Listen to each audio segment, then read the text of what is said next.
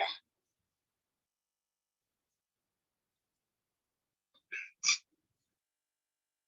Aku record ya. Iya. On cam kan ya?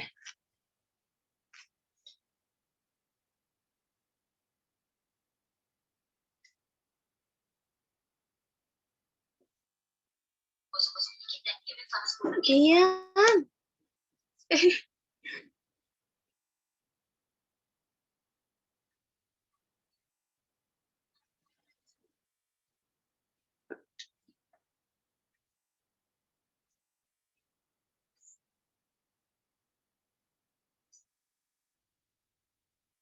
Ini langsung aja. Yuk. Oke. Assalamualaikum warahmatullahi wabarakatuh. Perkenalkan kami dari kelompok 2 yang beranggotakan Naditya Haji Pamungkas dengan NIM A44190001. Kemudian saya sendiri Alfia Fiazani dengan NIM A44190002. Kemudian ada Anissa Fatia Rizky dengan NIM A44190007 dan Konita Ciesa dengan NIM A44190081. Di sini kami akan menjelaskan hasil dari pembahasan kami mengenai detail engineering design, rencana kerja dan syarat-syarat, dan rencana anggaran biaya rumah sederhana di Subang, Jawa Barat. Selanjutnya.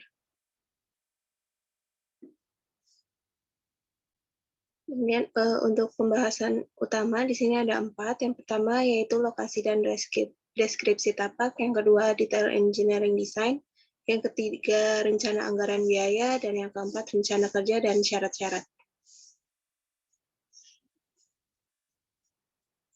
Untuk yang pertama, lokasi dan deskripsi tapak, ini tapak yang dipilih berlokasi di Subang, Jawa Barat, yang merupakan daerah dataran rendah yang memiliki ketinggian wilayah sekitar 88 mdpl. Kemudian tapak rumah yang dipilih ini merupakan rumah tipe 36 dengan luas 75 meter persegi, yang memiliki 2 kamar tidur dan juga memiliki taman depan serta taman belakang.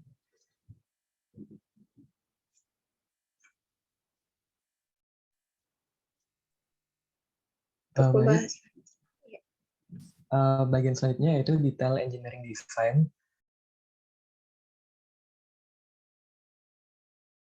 Nah, yang pertama di sini ada DED dari denah rumah. Bisa dilihat dalam orientasi utara di sini rumah dengan panjangnya 6 meter dengan lebarnya 12 meter. Nah, di sini terdiri dari beberapa pembagian ruang, mulai dari depan ada carport, ada taman depan dan belakang, ada teras depan dan belakang, kemudian ada 2 kamar tidur, 1 kamar mandi, dan 1 ruang keluarga serta ruang makan.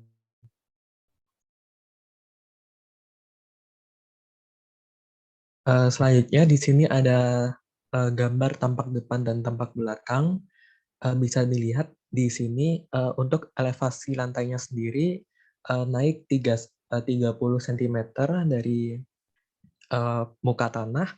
Nah, kemudian di bagian depan dan belakang bisa dilihat ada beberapa bagian dari rumah seperti ada plat beton, ada dinding dan batu tempel, kemudian ada genteng beton, kemudian ada hubungan.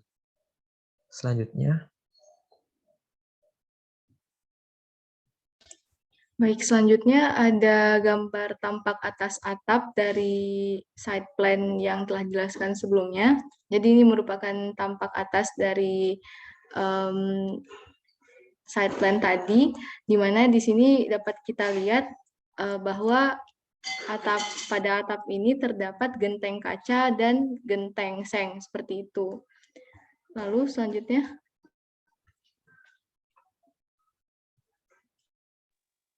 Kemudian selanjutnya untuk DED potongan AA aksen, ini potongan rumahnya itu menghadap ke arah barat, yang terlihat dari potongan itu ada 2 kamar yang di sebelah kanan dan kiri pada gambar. Kemudian kamar mandi itu ada di tengah. Kemudian untuk kamar mandi itu lantainya itu lebih rendah dari lantai rumah bagian lainnya sebesar 5 cm. Dan dari potongan itu juga terlihat letak-letak pondasi pada rumah dengan tingginya itu 75 cm. Kemudian untuk panjang tapak yang terlihat pada potongan AA aksen ini itu sebesar 12,5 meter. Selanjutnya. Kemudian DED potongan BB aksen ini menghadap ke arah utara. Yang terlihat dari potongan ini itu ada ruang keluarga, jendela, dan pintu menuju luar rumah. Kemudian di sebelah kanannya itu juga terlihat bagian dari kamar mandi. Kemudian pada DED ini juga terlihat letak-letak pondasi rumah yang diletakkan di mana saja, dan juga panjang tapak yang terlihat pada potongan ini itu sebesar 6 meter. Lanjutnya. Selanjutnya adalah detail engineering design dari pintu dan kusennya. Daun pintunya tingginya sebesar 211 cm dengan lebar 82 cm, dan kusennya jadinya lebarnya 90 cm dengan tinggi 215 cm. Next aja. Next ada detail engineering design dari jendela. Di sini ada 3 tipe. Yang ini tipe 1 dan tipe 2.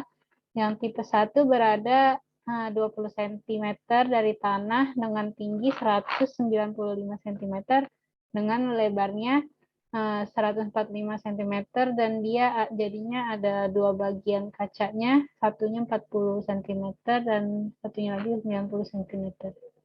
Di jendela tipe 2 dia 80 cm dari tanah, tingginya 135 cm dengan lebar 130 cm. Satu daun jendelanya itu 120 cm. Next. Dan ini jendela tipe 3, dia diletakkan di atas pintu dan jendela lainnya, jadi tingginya jadi berada 255 cm dari tanah dengan tingginya 60 cm dan ada 5 buah kaca bening jadinya. Satunya 44 cm. Next. Lalu ada potongan pondasi. Jadi pondasinya ada 2 tipe dan ada lapisan-lapisan dari paling bawah yaitu urgan pasir, unstamping, pondasi batu kali, lalu ditutup tanah, dan di atas pondasinya ada slope, kita pakai yang 20 kali 15, dan di atasnya lagi baru temboknya. Jadi dasarnya ini 60 cm dan tinggi pondasinya 75 cm seperti yang sudah disampaikan di potongan tadi. Bisa next saja.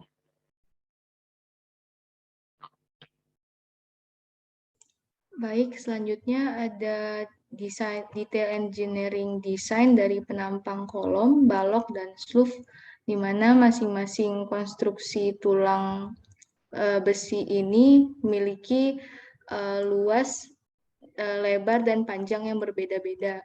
Untuk penampang kolom sendiri ini memiliki sisi 16 cm, demikian juga dengan penampang balok.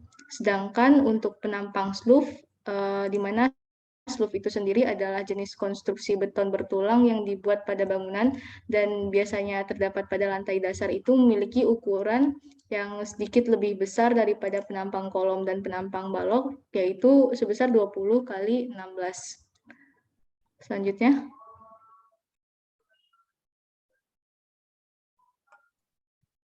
Baik, di sini merupakan rekapitulasi dari rencana anggaran biaya. Nah, di sini ada beberapa pekerjaan, mulai dari pekerjaan persiapan dengan jumlah total harganya 900.000, dan kemudian ada pekerjaan pondasi dengan total harga 1.603.000, ada pekerjaan beton bertulang dengan total 18 juta, pekerjaan pasangan dan perseteran dengan total 11 juta sekian, ada pekerjaan lantai dengan total 3.674.674.000 sekian, ada pekerjaan atap dan plafon dengan total 17 juta sekian, ada pekerjaan kusen pintu dan jendela dengan total 9 juta sekian, kemudian ada pekerjaan perhitungan dengan total 2.170.000 sekian, pekerjaan pengecatan 7 juta sekian, ada pekerjaan instalasi listrik 2.500.000 sekian, ada pekerjaan sanitasi dengan total 7.900.000 sekian. Nah, total dari seluruh pekerjaan ini yaitu 82.537.490 dengan pembulatan ke angka 500 yaitu 82.537.500 rupiah. Selanjutnya,